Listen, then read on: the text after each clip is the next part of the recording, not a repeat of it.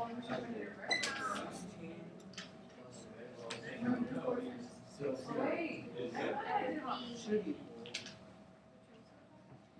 did it wrong. I did it right. I did it wrong.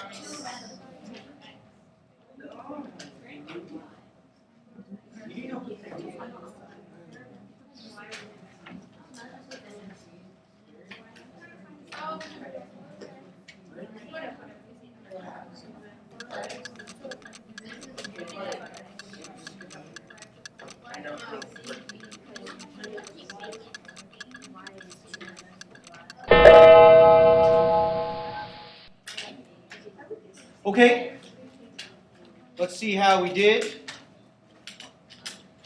Equity bars are in effect today. So when I call your name, I would like the values of x and y.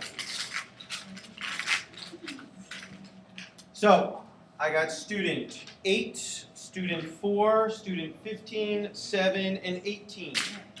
Student number 8, what did you get?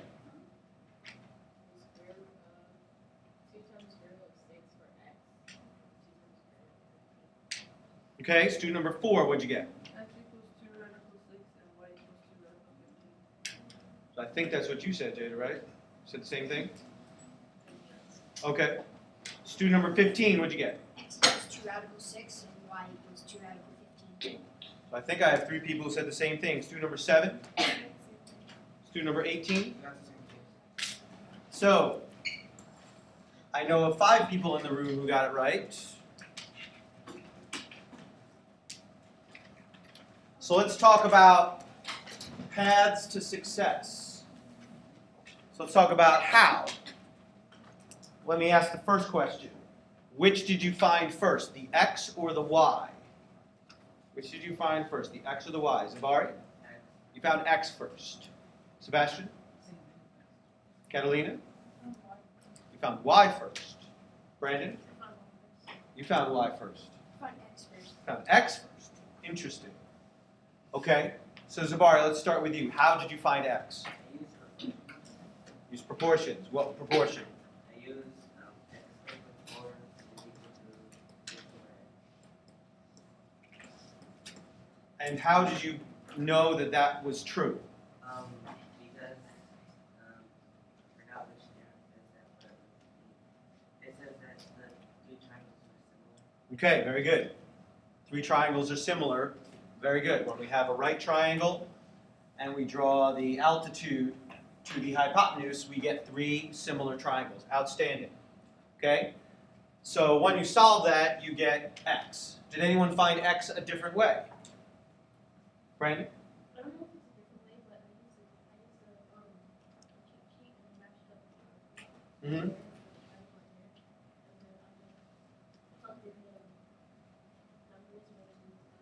Okay, that's fair. Keep in mind that you won't have the cheat sheet when you actually have to do your job or perform a quiz or a test. Dalton? I found out X by the geometric mean altitude theorem. Okay, and how'd you do that?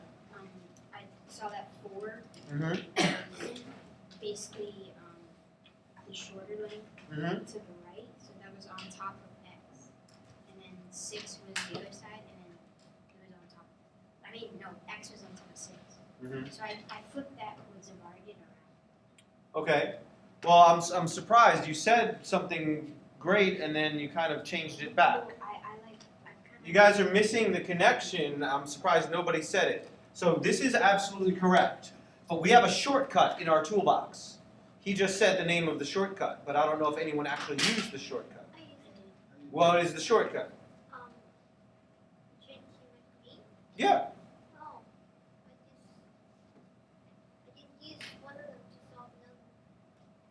I'm still trying to find x. How do I find x? What I did, we used radical, like, I think 6, I think. We're making this so hard. We're making this incredibly hard, guys. This is not an easy tool to remember, but once you know it, it's an easy tool to implement. Feng, I saw it on your paper. You did it. You need to articulate it. You're making it too hard. Let me start off. X equals what? Radical 6 times 10. We're trying to find X. Oh, wait, no, equals 6 times 4. Yeah, radical 6 times 4. You guys are making this way too hard. X is radical 6 times 4. When you have a right triangle and we have the altitude, this distance is going to be the geometric mean of these two distances. It's right there on your cheat sheet. It's the geometric mean altitude theorem. This is something you're supposed to know. Now, obviously, we didn't need it because Zabari has explained that you could get it from the similar triangles. But what that means is Zabari had to either envision or actually draw out the 3 similar triangles to get that relationship. But he didn't have to because we have this shortcut. Because when you solve this, it turns into this. That's the whole point. Every theorem you've learned is a shortcut to getting a result. So again, it doesn't matter. The end result is the most important thing, but we're spending so much time when there was a shortcut at our disposal. So keep in mind that when you get your test next week, in Chapter 7, you can do this any way you want. But someone in the room is going to be doing a question like this in 30 seconds, and someone else is going to be doing it in 2 to 3 minutes. Which student do you want to be? We want to be the most efficient. So, now we've got X. Good. So now there's a bunch of you who said that you got Y first. How'd you get Y first? Go ahead, Catalina. I separated the 3 triangles I saw and I did a picture. Okay, so you did a proportion by separating the triangles. Very good. But again, we've missed something. That works. But there was something more efficient at our disposal. Everyone look at your cheat sheet. Everyone find the second geometric mean theorem. That is horribly written, and I understand in retrospect that it wasn't the best thing to put on the cheat sheet. So you should have modified it. You should have drawn a picture or written something down that made that theorem more clear. Because if you had paid attention and you saw the connection, you would have realized that finding this value was very simply based on this.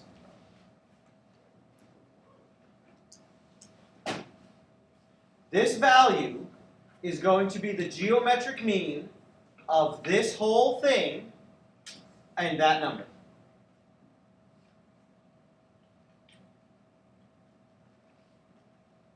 Y is going to be the geometric mean of 10 and 6. That was it. So I intentionally gave you a decent amount of time to work through this because I knew that it wasn't obvious and I knew that it wasn't simple.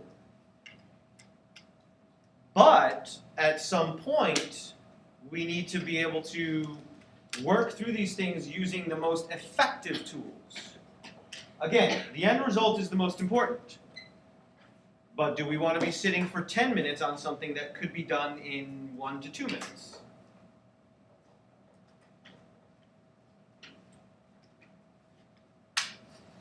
Now, let's go back. Did everyone get Y doing this? Yes.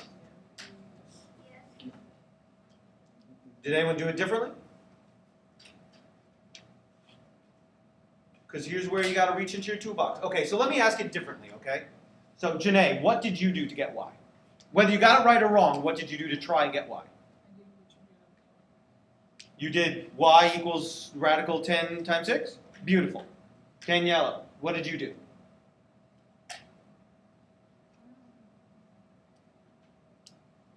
I'm sorry? Okay. And what did you do?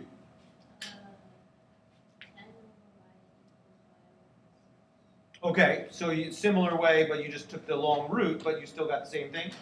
Good. Davis, what did you do? I didn't get it right at all. But what did you do?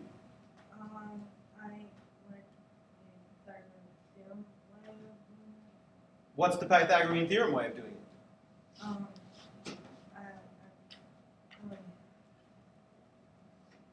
I first took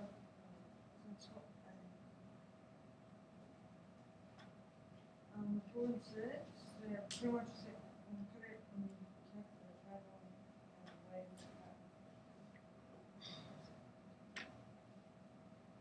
I put 4/6. Okay. What does 4/6 get? Okay, so here's the thing. I'm not trying to make Davis feel bad in any way. He's clearly struggling, and that's fine. But the thing is if you're going to do something on your paper, that you should be able to explain what you're doing. It's not random things you're writing down, is it? That wouldn't be appropriate for a geometry honors class. So I understand I put him on the spot. He didn't raise his hand to volunteer, and I just called on him. One second. But the point is that if you do something, I don't care if you make a mistake. I've been with you guys for 1.5 years now, and not once have I said making a mistake is a terrible thing. I've said the complete opposite. That when you walk in this room, it's expected that you're going to make a ton of mistakes. So let's not be afraid of them. But you have to be able to say what you did to get the wrong answer or get the right answer. You have to be able to articulate, oh, well, I found X, and then I tried to use the Pythagorean theorem to get Y, and I made a mistake along the way because my answer's different. And right now I'm going back to try and figure out where I went wrong. That would be an explanation. And this is a very comfortable place to speak because you're with the same people all day, every day. So there's no gotchas, there's no people making fun of anybody, there's no snickering. This is a very comfortable place to make mistakes. So let's not be afraid of that. Okay? So we have some people who've been waiting, Brandon and then Dalton. I think it's Pythagorean too, because I use that for that vertical segment. I make an H. Mm-hmm. And I did H over 4, which is 6 over H. Mm-hmm. No, 10 over H. The average is 4 over 6. Mm-hmm. And then I use the geometric mean of 40 to get 2 radical 10. Mm-hmm. And then I use the Pythagorean. Okay. So I'm confused. So you found X using the Pythagorean theorem? I found Y. Okay, I'm confused. What was the 2 radical 10? 2 radical 10, but I use the geometric mean like theorem. Yeah, So then I added 4 to 6 yeah, and got 10. yeah. And then I made the vertical segment H. Oh, you're talking about this? You keep saying vertical segment. I don't know what you're talking about. So Yeah. that? The height of the large triangle? Okay. So then I made it 4 over H is equal to H over 6. Okay. H over 10. Okay. Once I added 10. Okay. And using that, I found the geometric mean of 40. Great. What a beautiful method. No one had even brought that up. But again, you still took the long route around. Because all you have to do to find this is add these together, and it's going to be the geometric mean of 10 and 4. So that was beautiful. So you're saying H is 2 radical 10? Wonderful. So now we can do Pythagorean theorem. We've got that. We have this is 10, and now we can find Y. Wow, what a beautiful method. First person to bring that one up. What about once you find X, which is 2 radical 6, how about we use the Pythagorean theorem with this triangle right here to find Y? So there's all these different pathways, and it's a matter of pulling the right tools out of your toolbox to make it work. Brandon pulled out certain tools. Davis tried to pull out different tools. Janae pulled out different tools. It doesn't matter. The tools need to apply to the scenario. Okay? Very good. So I apologize. I stole yours. Yeah. I apologize. That's my fault. Okay, Catalina, you'd also been waiting. Go ahead. I was just going to say that I found out why first and then used the Pythagorean theorem. Okay, so you found Y first by doing this here or something similar to it, the proportion, and then using, once you got that value, then you found this using the Pythagorean theorem. Great idea. First person to bring that up. Wonderful. Anyone have different thought? Good. So I keep using this analogy of toolbox. I'll be honest with you, I think it's a pretty darn good analogy because we're going to add to it today. Today we're going to study how to use the tangent ratio. And it's like this big scary thing. Oh my goodness, it's trigonometry and I'm scared. But it's just a tool to solve a problem. And why do we solve problems and why do we learn to solve problems? So we can actually do things and actually solve world problems. So that's the whole point. It's just another tool to help you solve. Does anyone have any comments or questions on today's warm-up? If your toolbox is not as full as the person next to you, are you going to be as effective as the person next to you? If the person next to you remembers both versions of the geometric mean theorem and knows 45, 45, 90 triangles and 30, 60, 90 triangles and knows the Pythagorean theorem and the converse of the Pythagorean theorem, if that person next to you knows them and you don't, do you have any chance, any hope of competing with them in a situation that would require performance? You have no chance. So I'm not saying that we need to be in this room competing with each other or anything like that, but if you think about it, our goal is to equip you to compete. That's our goal. So we want you to have the most effective tools and the most tools available to you. I'm not saying it's easy. It's certainly not. Any comments or questions? Okay, so let's go ahead and jump in and start adding this new tool, which is called tangent.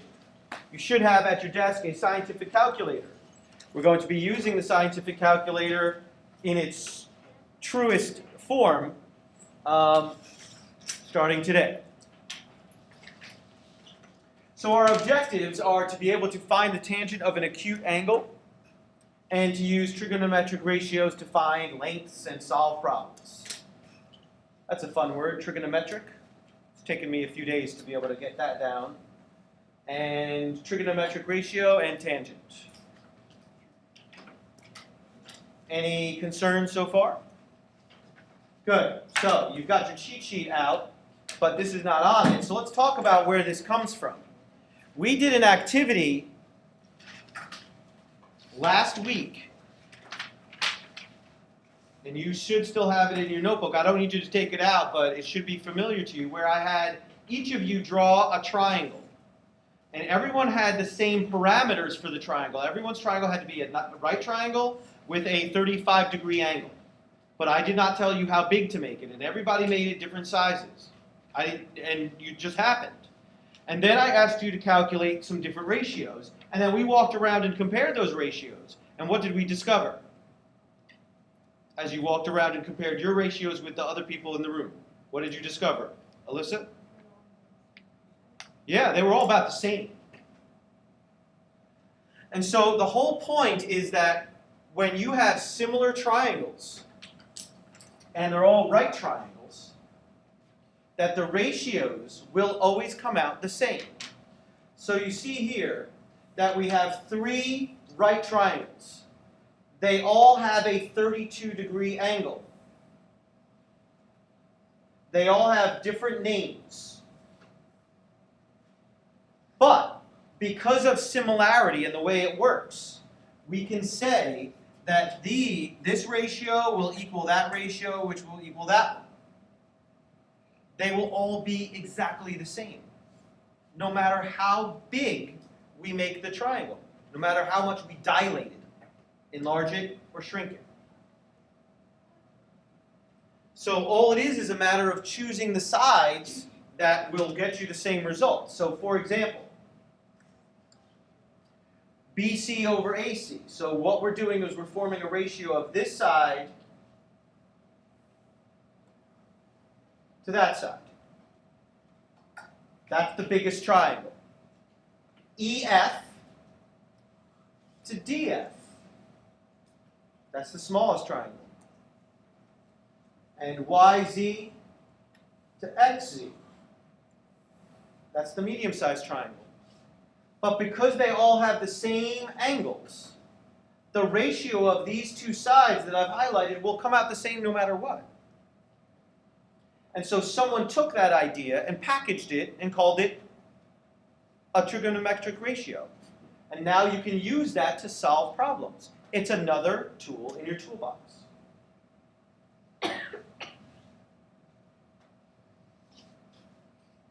So, on your cheat sheet, this is what you've got. Almost identical. Mine's just a little bit bigger. Tangent is one way of looking at the ratios. That's one ratio. And tangent is always opposite over adjacent. So I want to talk briefly about these words. First of all, you have to look at where you are. There are three different places you could stand in the triangle. You could stand at point A, you could stand at point B, and you could stand at point C. Wherever you're standing, that's your perspective. Okay? If you are standing at point A, you are looking that way. If you're standing at point B, you're looking that way. If you're standing at point C, you're looking that way. Okay? Everyone clear on that? So now let's go to A. If you're standing at A, you're looking that way, what would be opposite you? You could use colors, you could use words, whatever you want. What would be opposite, Maria? Yeah, this is opposite to where you're standing, right? That's opposite. Another way to think of it is, this is the leg that you are not touching, because you're standing right here, right? You're connected by this segment and this segment. It's the only segment that you're not touching, so that's opposite. And so if you're standing at A, what would this one be? Well, adjacent is a fancy way of saying right next to me. So this is called the adjacent leg. This segment is not called opposite or adjacent because it's not a leg. It's always called the hypotenuse no matter what. So that you never have to worry about. It's always going to be the hypotenuse. You just have to worry about opposite and adjacent. But what if I'm standing at point B? What if I'm standing over here? What would now be the opposite? Let me ask it differently. Give me a thumbs up if you could tell me what the opposite leg would be. Good. Alyssa, what is it? CA. Opposite. It's the leg that you are not touching by standing right there. Because you're touching this side and you're touching that side. This is adjacent now, and that's opposite. So does anyone have any questions about these locations and where they are? Brandon, Brian, Dalton. What if? Okay. You're going to answer that question by the end of tomorrow. Okay? So keep that question going in your mind. Brian? Same question? Same question. Good. Any other concerns? Good. So today's lesson, we're going to start simple and work our way to more complex. So let's start with the simple. How do we just do tangent? Okay? So all the diagrams, all the pictures today, sketches. All sketches. Don't need to take out the ruler and make a perfect picture.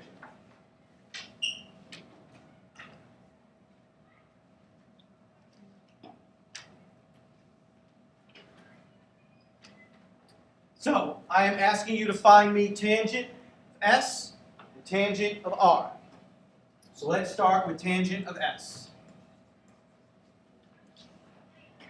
That really means tangent of angle S. When we write one of the trigonometric ratios, we don't put the little angle symbol. We don't put that in. It's just a convention. You just don't do it. It's not a big deal. So we just say tangent angle S.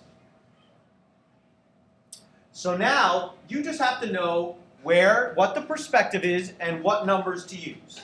So since we're at angle S, now we need to know opposite and adjacent. So, what's opposite and what's adjacent? What's opposite, Michaela? Second TR. Good. So what's its measurement? 80. Good. Opposite is going to be 80, and what's adjacent going to be? Tristan? And what's its measurement? Good. 80 over 18. So the tangent of S is going to be 80 over 18, but of course we need to put that in simplest form. Always put fractions in simplest form. So what is 80 over 18 really equal?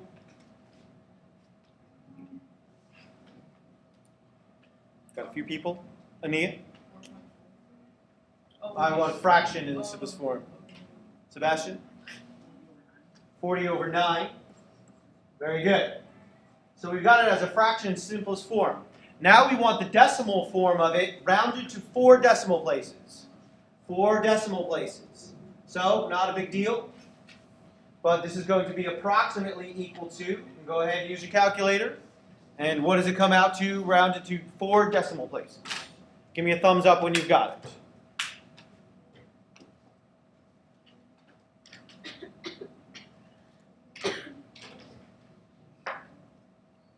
Good. Shelby, what is it?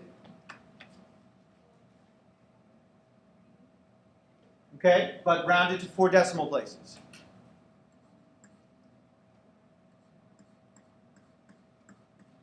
.4444. Any concerns? Yes and then yes. On a question, could you just write it as 4.4 repeating? It depends. You're going to see, starting today, a lot of instructions saying round to 4 decimal places. If it says 4 decimal places, you need to round to 4 decimal places. So a repeating decimal will actually be different depending on what the number that's being repeated is. So 4 repeating will be 4444. But what if it was 6 repeating? Right?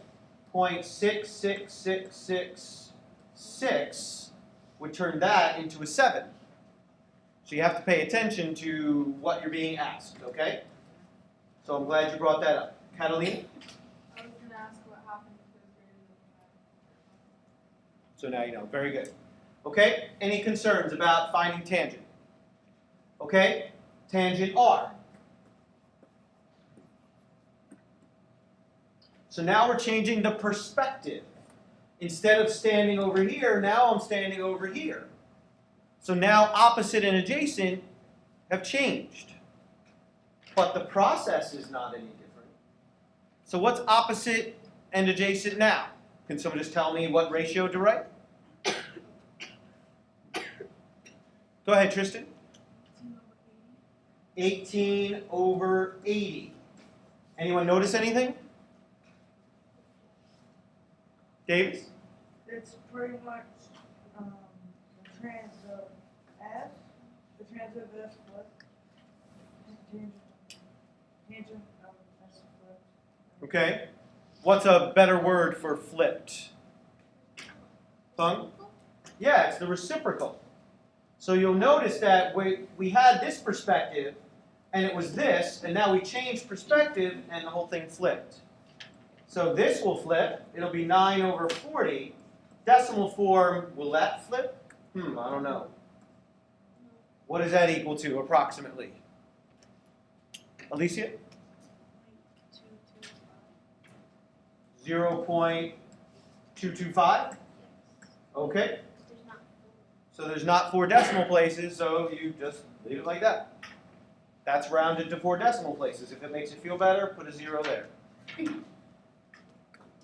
So, that's the basics of tangent. Anyone have any questions or comments? Any observations? Go ahead. When you do adjacent, how do you know which one to use? You're saying, how do you know whether you to use this or this? Yeah. It's very simple. You have to use the adjacent leg. What's this called? Yeah, that's not a leg. So it's always going to be a leg. Okay? Maria? Finding cosine, tangent, does it only apply Only right triangles. This is a tool in your toolbox for right triangles. Okay? Michaela and then Dalton? If you don't, you can't add on the T, if you only use S and R for even if you change the letters, no matter what triangle, the adjacent length is going to be the same. If you change from S to R, No, like if you have a triangle, no matter what the triangle looks like, the adjacent length is going to be the same no matter how you look at it. So it's going to be well, as you saw, the adjacent changed. Because when you're at S, this is the adjacent. When you're at R, this is the adjacent. Is that, I'm not sure if I'm understanding your question. No, Okay, What happens if we had to find P? we're going to answer that question over the next 2 days. Catalina? What is the tangent? Like, what the amount? What is it? The amount. This number that we discovered? Yeah. So what this is saying is that if I drew another triangle that was a multiple of this, in other words, if I took each of these lengths and I multiplied it by 2, we'd get the same result. And we can actually use a calculator, and you're going to learn this later on. Using this number, we can actually find the angle using the calculator. But we're not going to learn that yet. Okay? Good. All right. So let's see how you do on your own. I would like you to find me tangent J and tangent K for both A and B.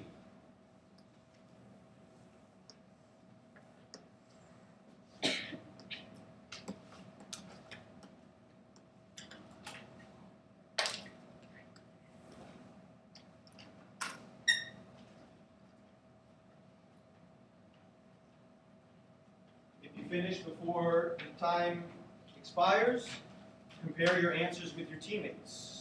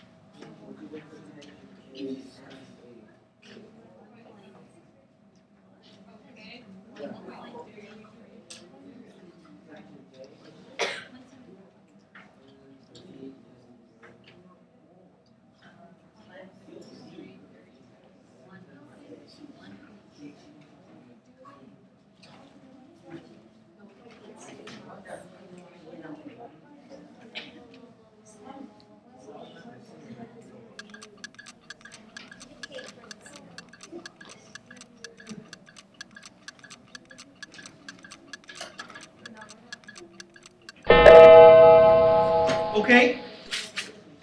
So let's see how we did, keeping in mind that we are still learning. In fact, we just learned, and so making mistakes is expected. But when I do call on you, I want you to tell me what you got for tangent of J and then tangent of K. Tell me both answers. Student number 9 and then student number 3. Student number 9, what'd you get? 1.3333. Tangent J and then tangent K.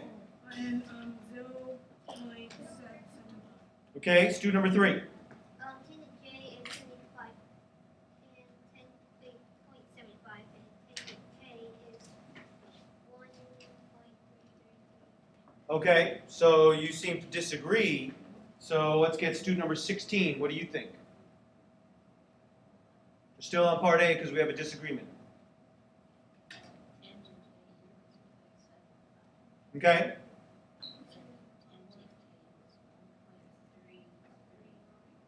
Okay. Very good. And part B. Part B, what do you get? I got student 5, 15, and student number 4 will help us break a tie if needed. Student number 5, what'd you get? 0.533 and for tangent K, 1.875. Okay, student 15, what'd you get? Tangent J is 0.53333. Tangent K is 1.875. Student number 4, do you agree? Do you agree with both?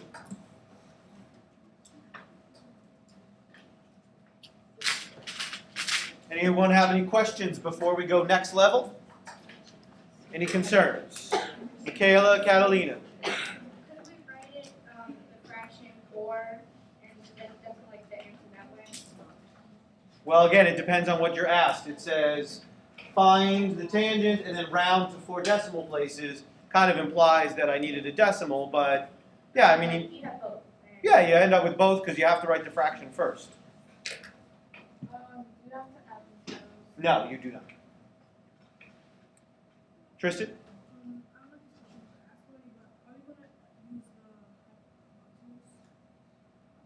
We'll answer that question over the next 2 days. Okay? The answers are coming. Okay? Just be patient. It's a great question. Just stick with me, okay? Good. So now, we did, as I've said a few times, we've done the bare basics. So now let's actually use it to find a piece of information that we need to do something.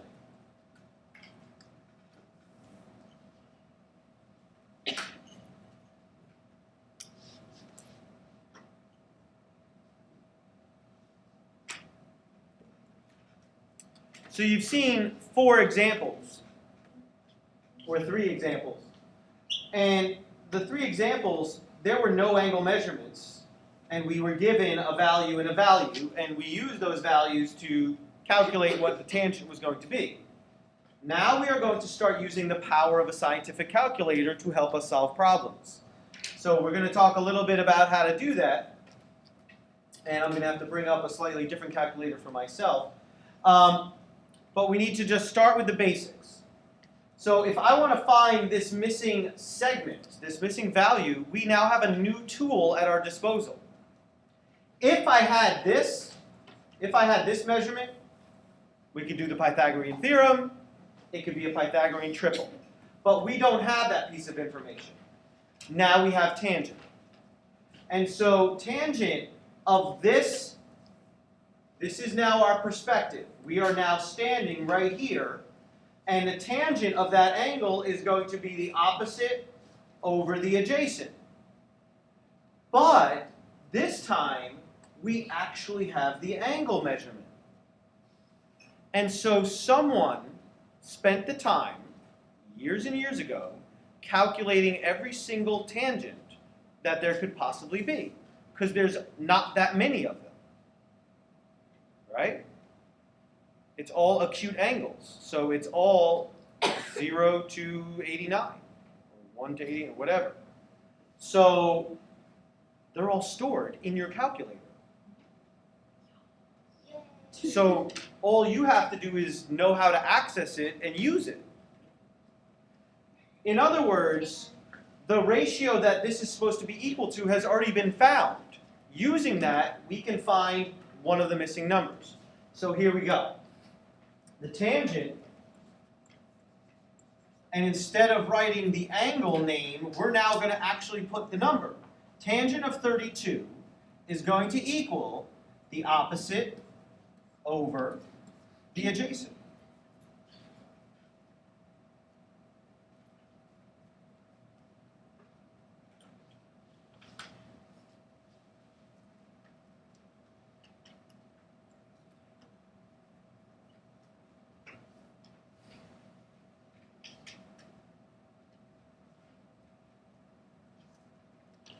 Now, I want to take a quick side trip. So let me hide this for a second.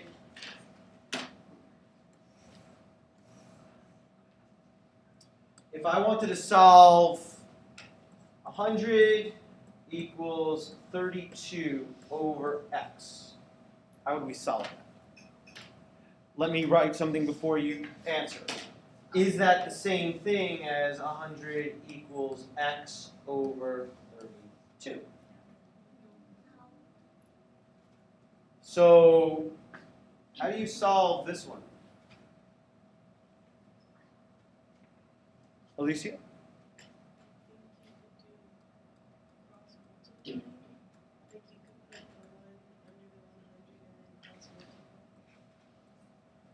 Cross, cross. 100 times x is 100x equals 32 times 1. And now it's a one-step equation, right? Very good. Give me a thumbs up if that makes sense to you. Good. Good. So now let's back up. So instead of it being nice and nice friendly numbers, now we have a more advanced expression, but it's the same idea. This is really over 1, cross, cross. Now, if we wanted to, we could go to our calculator right now, and we could, in fact, we're going to go ahead and do it. I want you, before we solve this, I want everyone to go to your calculator. Yours works a little bit different than mine. On yours, you have to punch in tangent, and it should show up TAN, open parentheses. And then you have to type in 32 and push the close parentheses. Go ahead and do that now. And then hit the answer button or the equal button or the enter button, whatever it says on it. So what do you get as a result? Ania, what do you get? 0.6248. And okay, 69. It keeps on going and going and going, right?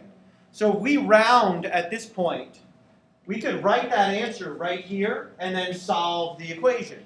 But that would mean that we rounded in the middle of solving something, and we have lost some accuracy. So what we're going to do is we're going to use the power of the calculator to not lose that accuracy. So instead of rounding that off and then putting it in, what we're going to do is we're going to get this set up and then put it in. So cross, cross. We get tangent 32 times x equals 11. Tangent 32, you already know, is 0.6 something something. It keeps on going and going and going. So now how do we get rid of this in solving an equation? What do we do at this point to solve the equation? We're talking basics from a long time ago. Jada? Yeah, so we divide both sides by tangent 32.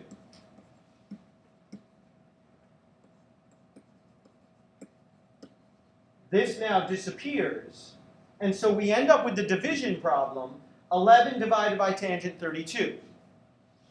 So, if you use your powerful calculator, and again, mine works differently than yours, so I gotta be careful.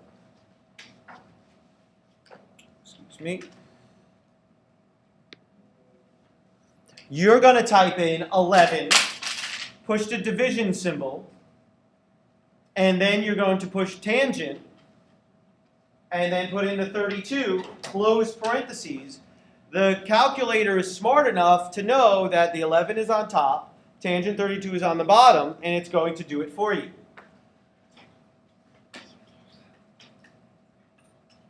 So mine, unfortunately, doesn't work as nicely as that. So let me see if I can do it. 11 divided by, yeah, that's not going to work. So yeah, I'm going to have to get a different scientific calculator up here to do it. But you should have done it in your calculator. What does it come out to? Okay, let me ask it differently. Give me a thumbs up if you got the answer in your calculator. Good, Davis, what is it? 17.60367982. Okay, so it keeps going and going and going, right? So now round it to a place value that would make sense. What is x equal to?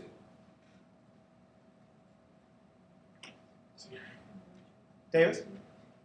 17.6037. 6037. Good. You could even say 17.6 because once you have a 0 here, that's basically saying the rest is very insignificant. So you could say 17.6 or 17.6037, no matter what. Either way. So, any concerns about how we found a missing distance? So now this, sorry, I asked a question and then I didn't let you answer it, so I apologize for that. But I wanted to clarify that that distance is now this distance here. So in the past, to find a missing segment in a triangle, we had to have the Pythagorean theorem or more information. Now we have a tool that lets us find a missing segment without having as much information as we used to have. Does anyone have any questions, comments, any theories or observations? Andy? If we write a proof and we use the tangent, the reason would be the tangent ratio? I don't know if that's going to come up, but yeah, it makes sense to me. I like what you're thinking. Any other comments, questions? Okay, let's see if you can find, oh, I'm sorry, we're doing this together. Find the height of this lamppost to the nearest inch.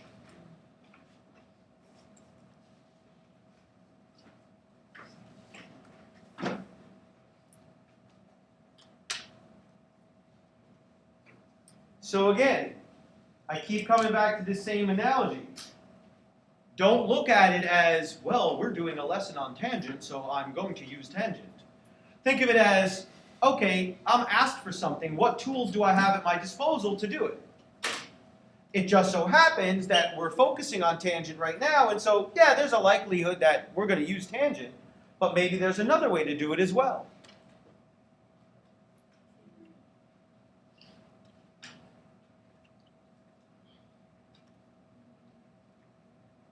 So we have from this post to this lamp post is 40 inches, and this angle of elevation that's been shown here is 70 degrees. Using that information, we can find this height using the tangent ratio. Tangent of 70 is going to equal opposite over adjacent. X over 40. Solve the equation. In this case, you could use Alicia's method, or you could just say, well, to get rid of a number on the bottom, I just multiply both sides by that number. This cancels that out, and so we end up with x equals 40 times tangent 70. Where'd you get x? Oh, I'm sorry, it's h. I apologize. Yes, it's supposed to be h. I put it in x. I was saying that's the height. So I apologize if I confused you. That is supposed to be an h. So now use your scientific calculator. Now it's even easier.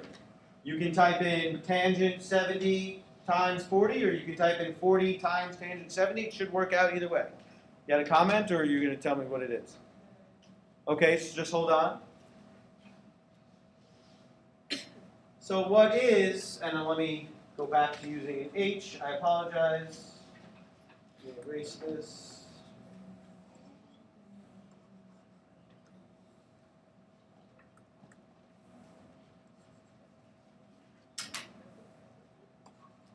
So what is the height? What is the height? Go ahead, Catalina. I have option 9.899. Okay. Can someone corroborate that or confirm that that's the actual answer? Alyssa? Okay, so you got 109.899 inches. Okay. Brian, Davis, and Dalton? You can't write that because it says to run to the nearest inch. Oh, yeah, it does. Yeah, so what is it supposed to be? 110. Yeah, you're right. You read better than I did. Is that what you were going to say? Oh, yeah.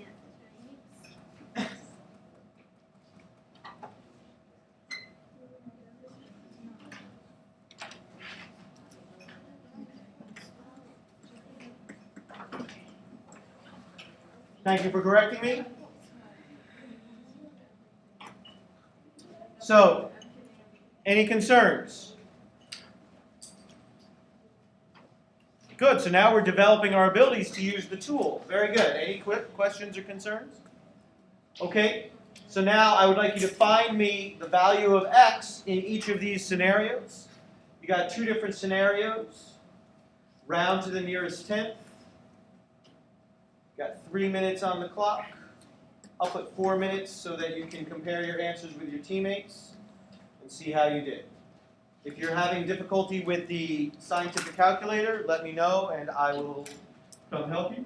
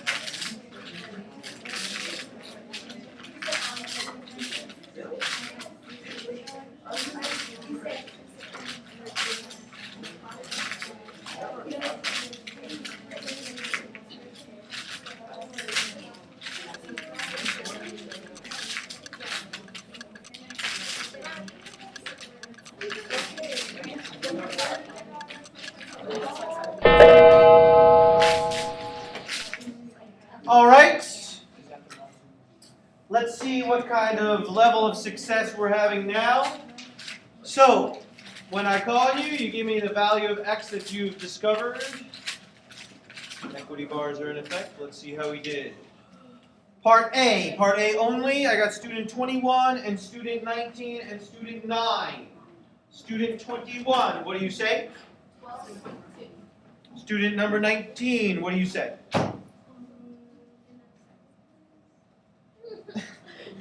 Student number 9. So we have 2 students who agree and 1 person who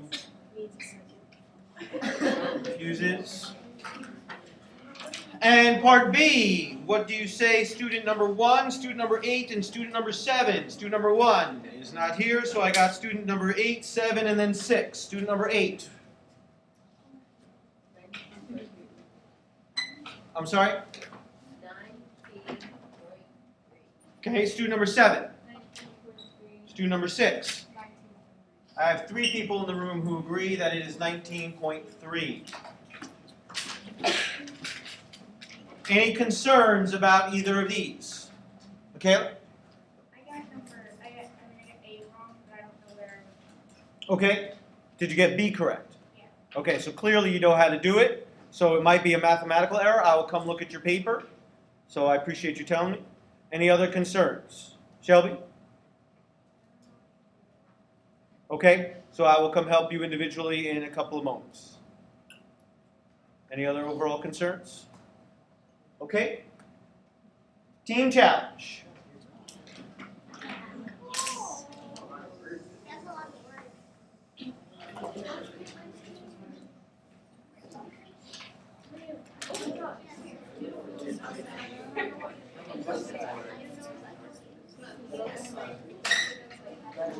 Good luck.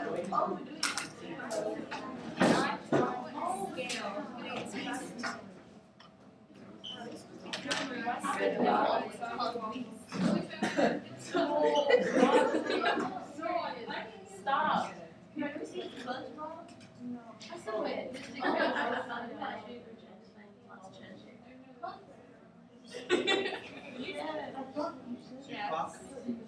Clock.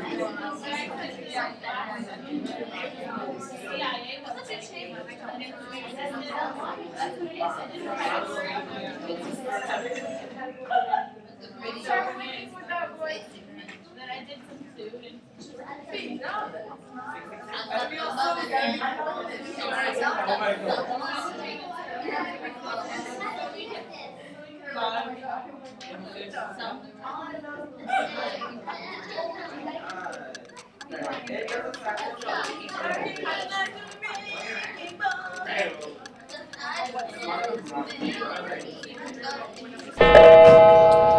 Okay, team challenge warrants a team result. So listen for your team, and then one person from the team speak up. So let's see how we did. I'm sorry if it wasn't clear. We're back now as a whole group. So I've got team D, C, B, and A. Team D, what does your team say? I'm sorry. Okay, team C. Okay, team B. Team A. 875 feet. So I have 4 teams. More than half my class agrees that it is 875 feet, and it is.